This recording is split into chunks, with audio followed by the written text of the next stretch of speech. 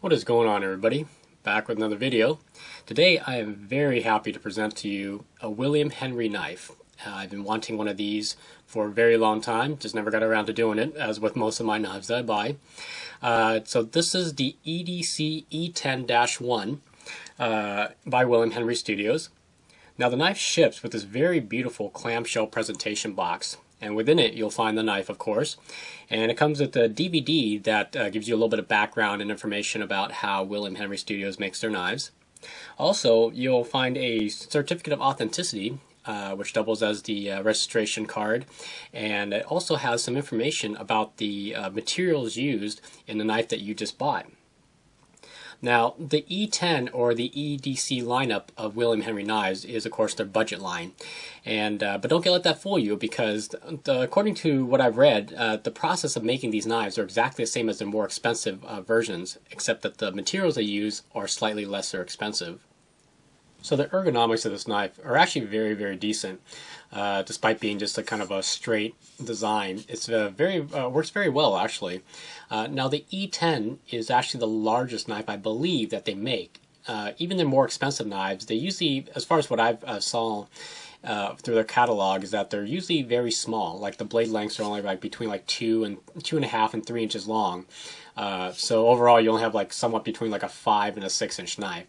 This E10 is actually larger than any of the other models that I've seen that are made, and it fits very comfortable in the hand. This is about a 3.25 inch blade overall. I think it's a little bit like 7.5 inches overall, and for my hands, I can still grip it down here, and you notice there's a little bit of space left. So for all you guys with the larger hand, you can pretty much easily get a nice handhold on this knife.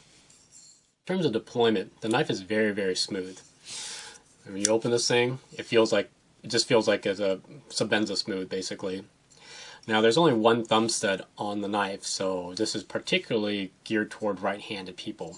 So if you are a lefty, you're just going to have to open the knife with the two hands. The locking mechanism is a button lock, and the button lock is a very high polish, and it locks up really, really solid. There's like no blade plate. I cannot get a single bit of blade plate up, down, left, or right on this knife. The tolerances on this knife is exceedingly well. The handle of the E10 is very awesome. It's a very streamlined design, and the aluminum has this machining on there that really makes it kind of grippy. Very, very nice texture on it. But the grippiest part of the entire knife is actually these inlays here. Now the cocobolo is wood, obviously, but it provides enough traction that it kind of holds your hands on. But you know what, let's face it, this is purely a gentleman's folder. You really wouldn't need that much grip on it because it's not really technically a tactical knife, or it wouldn't be used as one. The E10 does come with a pocket clip, and I have to say these are some very nice looking pocket clips. It kind of resembles like a clip you'd find on like a fine pen. Nothing too outrageous, good size, low carry for those of you who like this kind of style of clip. It's mounted on the back by 2 screws, so not only does it add a little bit more rigidity to the overall frame, but you can also switch the pocket clip to the other side if you are a lefty. But again, the thumb stud's only on one side. Now I've not taken this thumb stud off to see whether or not it will fit on the other side, but yeah, I can imagine you could probably try.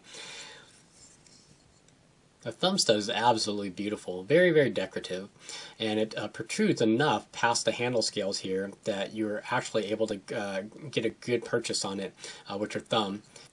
The blade itself has this very beautiful, elegant shape to it. You know, nothing too fancy, no swedges, no nothing. It's just meant to cut, meant to look elegant, and very streamlined. Now on the actual blade itself, on the presentation side, you'll see the model number, the E10-1, along with the William Henry logo. And they're all serial numbered, even these budget models are. I happen to have number 684. And on the cutting edge itself, it's going to be kind of hard to tell, but there's actually a mirror polish on the edge, which is very, very beautiful and sets off the overall elegance of this knife. Alright, so now this is the first time I've ever cut anything with this knife. I don't really plan to carry it, but you know, I know a lot of you guys express interest in seeing me do cutting demos, so let's see how well it does against this piece of paper.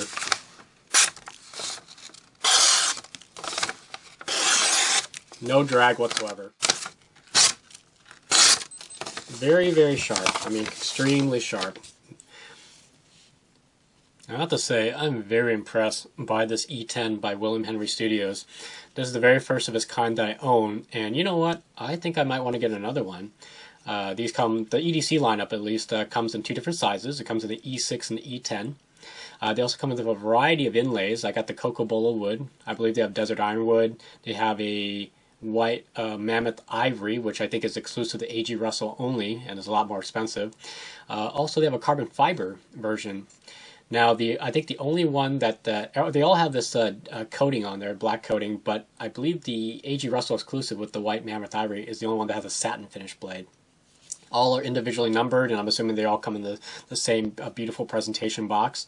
And I have to say I'm very, very impressed. It's very smooth, very lightweight. I mean, that's like probably the biggest feature of this knife is that it only weighs like 1.7, 1.8 ounces, which is literally nothing. I mean, the drawback is that, you know, you kind of feel like you're holding onto a toy knife, but these are very, very well built, so don't get me wrong.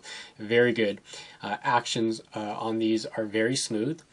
And just a very great knife. I mean, it's a joy to kind of just put it in your pocket and just kind of forget about it, you know. But I highly recommend this knife. And, you know, now that they made the cheaper budget line for the rest of us who, you know, don't make trillions of dollars a year, you can also own a William Henry. So, all right, well, got any questions, comments, please leave it below. Aside from that, I want to say take care. Thank you for watching this video, and I'll be back with another one. So, I'll catch you guys later.